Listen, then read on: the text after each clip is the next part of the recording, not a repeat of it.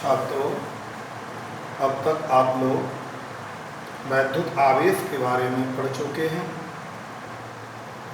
वैद्युत आवेश के कारण उसके निकट किसी भी आवेश पर कितना बल लगेगा कूलाम के नियम से आपने पढ़ा है, ज्ञात कर सकते हैं।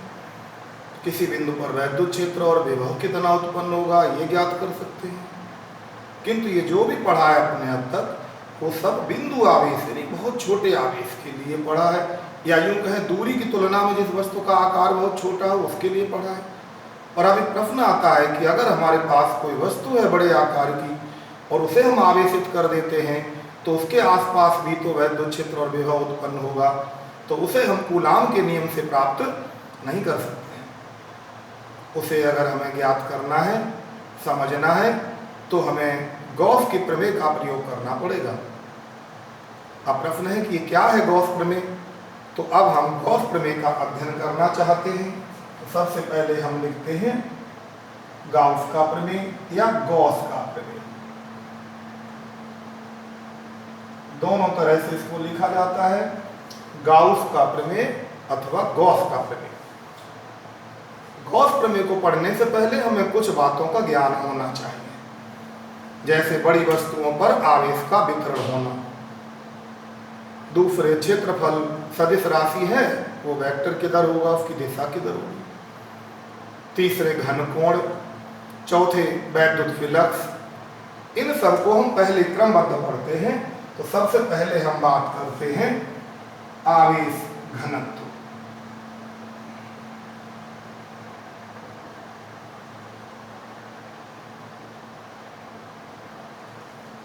आवेश घनत्व का अर्थ है जो भी हमारे पास कोई बड़े आकार की वस्तु होगी, जब हम उसको आवेश देंगे तो वो उसके संपूर्ण लंबाई पर, संपूर्ण पृष्ठ पर, उसके संपूर्ण आयतन में वितरित हो जाएगा, फैल जाएगा।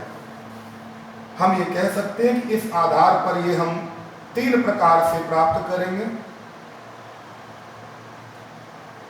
एक, जब लंबाई पर आवेश वितरित होगा तो उसे हम रेखीय आवेश घनत्व कहेंगे।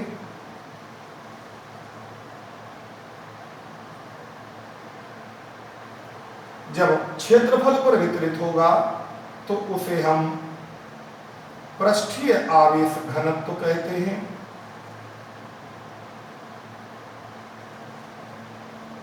और जब संपूर्ण आयतन में आवेश वितरित होता है तो उसे हम आयतन आवेश घनत्व कहते हैं।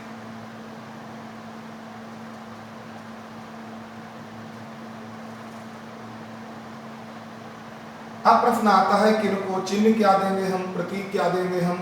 तो रेखीय आवेश घनत्व के लिए हम लैम्डा चिन्ह का प्रयोग करते हैं, लैम्डा।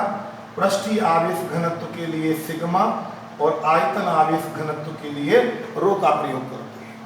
क्या है मतलब इनका? इसका अर्थ है कि एकांक लंबाई पर संचित आवेश की मात्रा को, यानी L लंबाई पर अगर Q आवेश है तो Q/L 1 मीटर लंबाई पर आवेश होगा, जिसे हम लैम्डा आवेश घनत्व कहेंगे, रेखीय आवेश घनत्व। इसको हम सूक्ष्म रूप में dQ/dL भी लिख सकते हैं और इसका मात्रक हो जाएगा कूलाम बटे मीटर। इसी प्रकार पृष्ठीय आवेश घनत्व को कहेंगे एकांक क्षेत्रफल पर संचित आवेश की मात्रा, तो Q/A। इसको अगर सूक्ष्म रूप में लिखेंगे तो dQ/dA हो जाएगा। इसका मात्रक होगा कूलाम बटे मीटर स्क्वायर। रो जो है आयतन आवेश घनत्व, इसी क्रम में इसको कहेंगे एकांक आयतन पर संचित आवेश को आयतन आवेश घनत्व कहते हैं। तो ये हो जाएगा Q/V आवेश बटे आयतन dQ/dV। इसका मात्रक हो जाएगा कूलाम बटे मीटर की घात 3। इस प्रकार हम इनमें से किसी से भी dQ निकाल सकते हैं, फिर उसका समाकलन कर देंगे तो संपूर्ण आवेश प्राप्त कर सकते हैं। अब इस तरह हम सूक्ष्म किसी भी बड़े पिंड को सूक्ष्म बिंदु के रूप में दे सकते हैं और तब कूलाम का नियम प्रयोग करेंगे तब हम किसी भी बिंदु पर वैद्युत क्षेत्र की तीव्रता या विभव निकालेंगे, फिर पूरे पिंड के कार्य कितना होगा उसे निकालेंगे। ये बड़ी जटिल विधि हो जाती है। इसे सरल करने के लिए ही गॉस का प्रमेय हमारे काम आता है। हम प्रयोग करते हैं गॉस प्रमेय का। इसके लिए अब सबसे पहले बात करेंगे क्षेत्रफल वेक्टर की, क्षेत्रफल सदिश की। आप लोग जानते हैं कि क्षेत्रफल सदिश राशि है, पर ये अक्सर प्रश्न आता है कि बालक नहीं जान बता पाते कि उसकी दिशा किधर होगी। तो हमें समझ लेना है कि जब हम क्षेत्रफल की बात कर रहे हैं, जैसे ये बोर्ड है हमारा, तो इस बोर्ड का क्षेत्रफल किधर है? सामने को है। इसका मतलब इसका क्षेत्रफल वेक्टर सामने को हो गया। हमारी हथेली है तो इसका क्षेत्रफल वेक्टर किधर हो गया? इसके ठीक सामने हो गया, इस पेन की दिशा में हो गया। हम ये कह सकते हैं कि सपोज ये कोई एक तल है हमारे पास, ये क्षेत्रफल ए है, तो इसका वेक्टर होगा तल के लंबवत। ये दिशा हो जाएगी हमारी क्षेत्रफल की, वेक्टर की। अगर इस दिशा में एकांक वेक्टर ये है तो हम इसको लिख सकते हैं mode A into unit vector A. अब प्रश्न आता है, इसके बाद हम अगले चरण पर बात करते हैं और वो है हमारा घन कोण। इसकी भी हमको जरूरत पड़ेगी।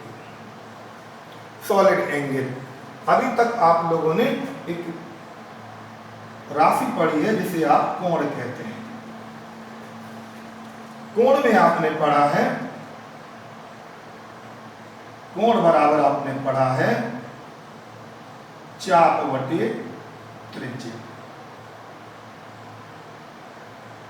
चाप को हम डेल एस कहते हैं और त्रिज्या को हम आर कहते हैं।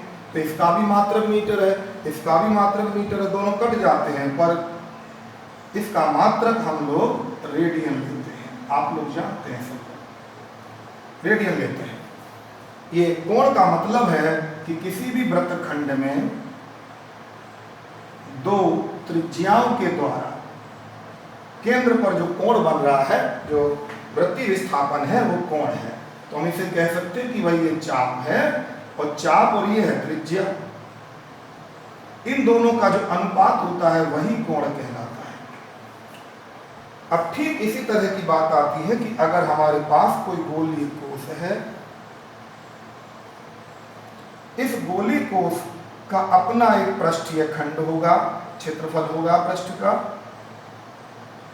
डेल ए, इसकी दिशा इसके लंबवत होगी। इसे हम यहां से मिला दें तो अब इस पृष्ठीय खंड द्वारा यहां केंद्र पर एक कोण बन रहा है, ये देखिए इस तरह का। इस कोण को ही हम लोग घन कोण कहते हैं।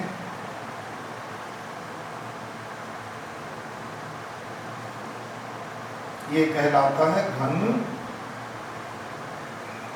कोण। इसी को चिन्ह देते हैं डेल ओमेगा। अब यहां से यहां तक की जो दूरी है, इसी को तो त्रिज्या आर कहेंगे। तो अब बिल्कुल उसी रूप में हम कह सकते हैं कि जो घन कोण है हमारा डेल ओमेगा, ये पृष्ठीय खंड के क्षेत्रफल डेल ए और त्रिज्या के वर्ग के अनुपात के बराबर होता है। अब देखिए डेल ए क्षेत्रफल है, क्षेत्रफल का मात्रक मीटर वर्ग होगा, इसका आर का मात्रक मीटर है, इसमें वर्ग लगा हुआ है, दोनों कट जाएंगे तो अब कोई मात्रक नहीं बचा। तो जैसे यहाँ पर कोई मात्रक नहीं था तब कोण का मात्रक रेडियन लिया था, ठीक ऐसे ही घन कोण के लिए हम स्टेरेडियन का प्रयोग करते हैं। अब प्रश्न आता है कि ये तो हमने बात कर ली एकदम गोली कोश की। मान लीजिए कोई ऐसी बंद आकृति है जिसका तल तिरछा है, सपोज कल्पना कर लेते हैं इस तरह का कोई तल है और हमें यहाँ पर इस बिंदु पर यहाँ पर बनने वाला घन कोण देखना है कि यहाँ पर जो खंड है ना, ये पृष्ठीय क्षेत्रफल डेल ई, इसके द्वारा कितना कोण यहाँ बनेगा। तो अब आप समझ सकते हैं यहाँ पर कि ये लंबवत दिशा में था हमारा क्षेत्रफल वेक्टर, तब हमने लिया था डेल ए बटे आर वर्ग। यहाँ पर देखिए इसे मिलाने वाली रेखा तो ये है, और इस तल की लंबवत अक्ष जो है वो इस दिशा में है, यानी कि डेल ए की जो दिशा है वो इस साइड को है, और इस बिंदु O से इस बिंदु P को मिलाने वाली रेखा है वो इस दिशा में जा रही है सीधी पर को। एक तरीके से कह सकते हैं कि ये R है यहाँ से यहाँ तक ये। तो अब इन दोनों के बीच का कोण कितना है ये निर्धारित करेगा।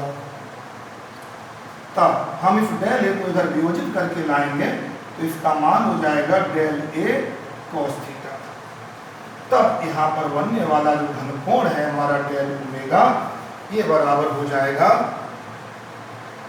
डेल ए डैश बटे आर स्क्वायर। इसको हम डेल ए डैश कह सकते हैं, ये जो बराबर किसके हैं, डेल ए cos थीटा के बराबर है।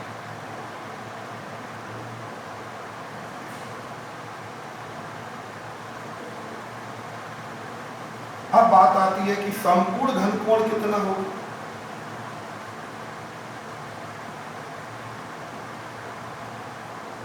तो हम यहां पर लेंगे संपूर्ण पृष्ठ,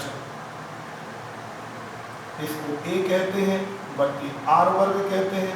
अब आप जानते हैं कि किसी भी गोले का संपूर्ण पृष्ठ जो है 4 पाई R वर्ग होता है, तो R वर्ग से R वर्ग कट जाता है और ये आ जाता है यहाँ पर संपूर्ण घनकोण ओमेगा बराबर 4 पाई। कहने का अर्थ कि किसी भी बिंदु पर अधिकतम कोण कितना बनता है, 360 अंश का बनता है, जिसे हम 2 पाई कहते हैं। ठीक उसी प्रकार से किसी भी बिंदु पर घनकोण कितना बनता है अधिकतम, वो 4 पाई के बराबर होता है।